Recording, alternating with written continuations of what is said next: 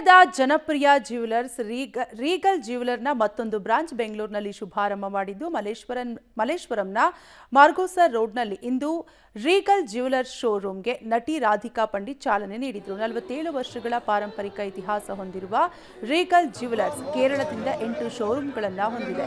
ಬೆಂಗಳೂರಿನ ಕಮ್ಮನಹಳ್ಳಿಯಲ್ಲಿ ಮೊದಲ ಶೋರೂಮ್ ಆರಂಭಿಸಿ ಯಶಸ್ವಿಯಾದ ಬಳಿಕ ಈಗ ಮಲ್ಲೇಶ್ವರಂನಲ್ಲಿ ಮತ್ತೊಂದು ಬ್ರಾಂಚ್ ತೆರೆದಿದೆ.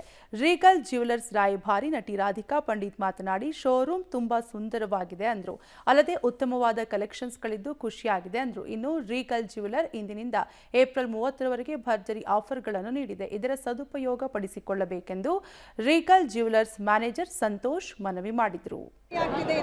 ಸೆಕೆಂಡ್ ಬ್ರಾಂಚ್ ಓಪನ್ ಮಾಡ್ತಿದ್ದಾರೆ ಅಂತ. ಇನ್ಫ್ಯಾಕ್ಟ್ ನಾನು ಒಳಗೆ ಬಂದ ತಕ್ಷಣ ನಾನು ಹೇಳಿದೆ, ವಾವ್, ಇಟ್ ಲುಕ್ಸ್ ಬ್ಯೂಟಿಫುಲ್ ಅಂತ.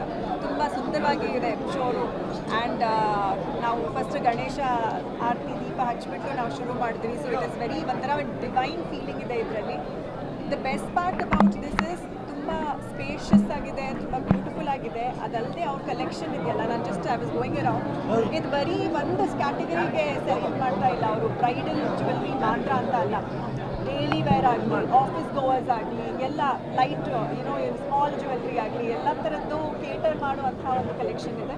ಸೊ ನನಗೆ ತುಂಬ ಖುಷಿ ಆಗ್ತಿದೆ. ಆ್ಯಂಡ್ ಮಲ್ಲೇಶ್ವರಂ ನಾನು ಹುಟ್ಟಿದ್ದು ಬೆಳೆದಿದ್ದ ಏರಿಯಾ ಇದು.